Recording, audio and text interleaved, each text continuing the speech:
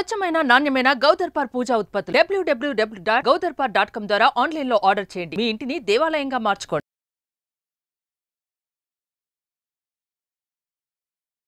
నమస్తే, welcome to Suman TV. నేను మీ యామిని.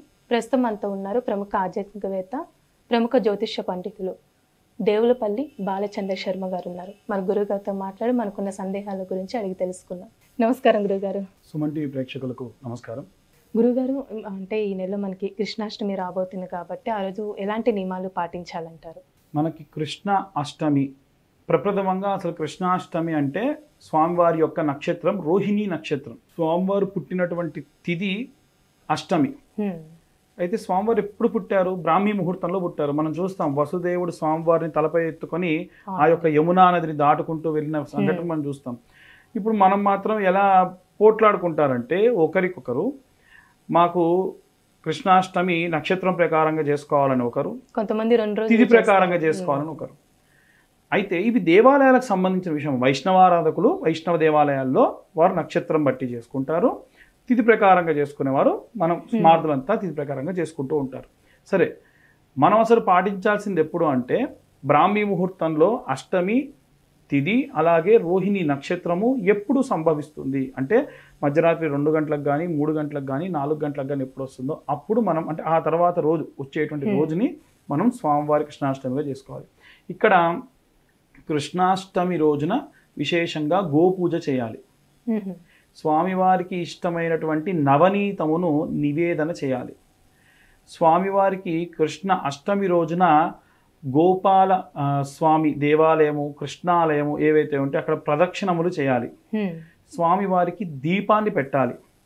ఇంకా కృష్ణాష్టమికి సంబంధించి విశేషంగా మనము చెప్పుకోదగ్గ విషయములు ఏమిటంటే వారి వారి ఇళ్లలో ఉన్న పిల్లలకి కృష్ణుడిగా వేషాలు వేయడము, ఆడపిల్లలైతే గోపికలు వేషాలు వేయడము, ఇంటి ముందు గొబ్బెమ్మలు పెట్టడము, దానిపైన ఒక చిన్న కుండ పెట్టేసి దాంట్లో దూదిని వెన్నెలా పెట్టేసుకొని చెరుకు గడలు పెట్టుకొని ఇవన్నీ చేస్తూ ఉంటారు.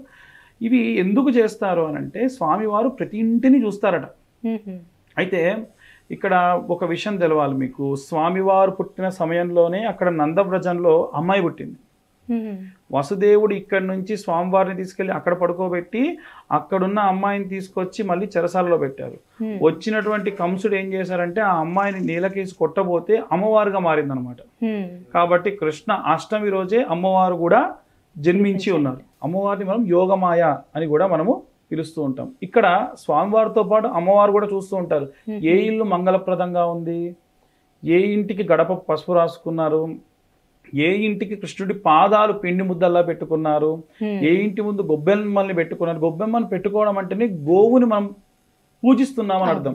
గోవు పూజ చేయకుండా గొబ్బెమ్మని తీసుకురాకూడదు. ఇవాళ రేపు మార్కెట్లో దొరుకుతున్నాయి, కానీ పూర్వం ఏంటంటే గోశాలకు వెళ్ళి దండం పెట్టుకొని వాటికి కొంత గాసం పెట్టి ఆ గోమయాన్ని తీసుకొని వచ్చి గోక్షీరముతో సంబంధించినటువంటివన్నీ కూడా నివేదన చేస్తూ ఉంటారు. ఇవన్నీ కూడా పాటించవలసినటువంటివి. అలానే గురుగారు, ఇప్పుడు సంతాన సమస్యలతో బాధపడుతున్న వారికి కృష్ణుడికి పూజ చేయమని చెప్తూ ఉంటారు. దాని గురించి కూడా తెలియచేయరా? అసలు స్వామివారిని సంతాన వేణుగోపాల స్వామి అని చెప్పి దేవాలయాలు ఉంటాయండి. ఇక్కడ నేను మీకు ముందే చెప్పాను, గోవుకు సంబంధించిన పదార్థములే తీసుకొని వచ్చి వాటిని మరగబెట్టి వాటిని పెరుగు చేసి దాని నుంచి వెన్నె తీయాలి. దీన్ని నవనీతము అని అంటారు. స్వామివారికి విశేషంగా ఆ రోజు వెన్నె చక్కెర కలిపి నివేదన చేస్తారు. అలా నివేదన చేసినటువంటి పదార్థమును ఎవరైనా పిల్లల కోసం ఎదురు చూస్తున్న వారికి పెట్టడం వల్ల సంతానం కలుగుతుంది.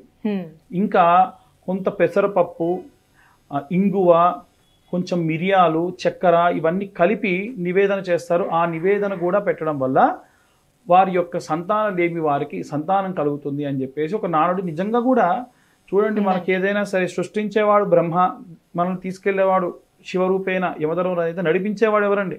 మనం నడవాలి, మనం ముందు ముందు వంశాలు నడవాలి అని అంటే నడిపించేవాడు విష్ణువు. ఆ విష్ణు స్వరూపమైనటువంటి కృష్ణుడికి నివేదన చేసిన నవనీత తినడం వల్ల పిల్లలు ఖచ్చితంగా కలుగుతారు. మనం నమ్మి ఖచ్చితంగా పాటిస్తే ఖచ్చితంగా మంచి జరుగుతుంది. గురువుగారు, ఆ రోజు ప్రత్యేకంగా ఉట్లు కొడుతూ ఉంటారండి. అదేవిధంగా ఇప్పుడు శ్రీకృష్ణునికి 16,000 మంది భార్యలు అంటారు. అసలు దాని గురించి తెలియచేయరా? వాస్తవంగా నందవ్రజంలో ఉన్నటువంటి గోపికలందరినీ కూడా నరకాసురుడు ఎత్తుకొని వెళ్ళిపోయారు ఒకానొక సందర్భంలో. అప్పుడు శ్రీకృష్ణుడు సత్యభామతో సహా బయలుదేరి వెళ్ళారు. అక్కడ ఒక చిన్న మాయ చేస్తారనమాట కృష్ణుల వారు. ఏమిటంటే ఆయనకి మూర్ఛ వచ్చినట్టుగా సత్యభామ అప్పుడు ఆ యొక్క నరకాసురుని సంహరించినట్టుగా చెప్తారు. వీటన్నిటికీ కూడా ఆది ఎక్కడ అంటే యొక్క ఆది వరాహ అవతారంలో బీజం పడిందండి.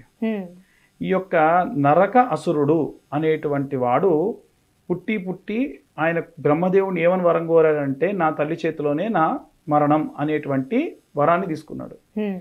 ఆ యొక్క సత్యభామ, సత్యం అంటే ఎప్పటికీ చెరిగిపోనిది, భా అంటే భరించేది, మా అంటే అమ్మ, సత్యభామ అంటే భూమి. ఆయన పుట్టింది ఆదివరాహావతారం పుట్టినప్పుడు స్వామివారి నుంచి అమ్మవారి నుంచి పుట్టినటువంటి వాడే నరకాసురుడు. ఇప్పుడు ఈయన యొక్క అమ్మ ఎవరు? సత్యభామే.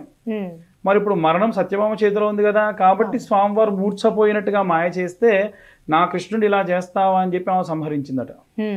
అయితే ఈ 16,000 మందిని తీసుకెళ్ళి ఇందులో మా అమ్మగారు ఉన్నారేమో, వారి చేతిలో చనిపోతానని వెతుకులాడుతూ ఉంటే అసలైనటువంటి తల్లి సత్యభామ వచ్చి అతన్ని సంహరించింది. అలా సంహరించినటువంటి సత్యభామ సంహరించిన తర్వాతకి ఆయన మళ్ళీ ఎక్కడ కలిసిపోతాడు? భూమిలో కలిసిపోతాడు. అప్పుడు నరకాసురుడు అన్నాడట, నువ్వు నన్ను సంహరించావు కానీ తల్లి, మళ్ళీ నువ్వు నీలోనే నన్ను కలిపేసుకుంటున్నావు అన్నాడట. అన్నప్పుడు అమ్మవారు అన్నదట, నిజమే, ఇప్పుడు నేను సంహరించింది నరకాసురుణ్ణి కాదు, ఉన్నటువంటి అజ్ఞానము అనేటువంటి దాన్ని చీకటిని చీల్చేసి వెలుతురు నింపాను అని చెప్పారు. సరే, ఆ తర్వాతకి 16,000 మంది గోపికలు ఇంకెవరు పెళ్లి చేసుకుంటారు, అందరు కూడా తీసుకెళ్ళిపోయారు కదా అన్నప్పుడు వీరందరూ కూడా ఏమనుకున్నారంటే కృష్ణుడు నా దగ్గరే ఉన్నాడని పోట్లాడుతున్నారు అనమాట. అడిగితే కృష్ణుడు అన్నాడ, అందరి దగ్గర నేనున్నాను, ఎందుకంటే ఆయన తలుచుకుంటే చాలు అందరి దగ్గరికి వెళ్ళిపోతాడు.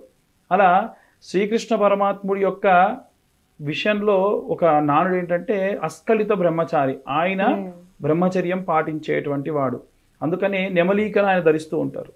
అలా ఈ 16,000 మందికి కూడా ఇతనే భర్త అని అందరూ లోకమంతా అంటుంటే ఆయన భరిస్తూ ఉన్నాడు కాబట్టి భర్త అయ్యాడు తప్ప ఆయన నిజంగా వివాహం చేసుకుంది కాదు. చాలా చక్కగా తెలియజేశారండి, మాకు ధన్యవాదాలు. సుమన్ టీవీలో మీ పర్సనల్ అండ్ బిజినెస్ ప్రమోషన్స్ కోసం కింది నెంబర్కి కాంటాక్ట్ చేయండి.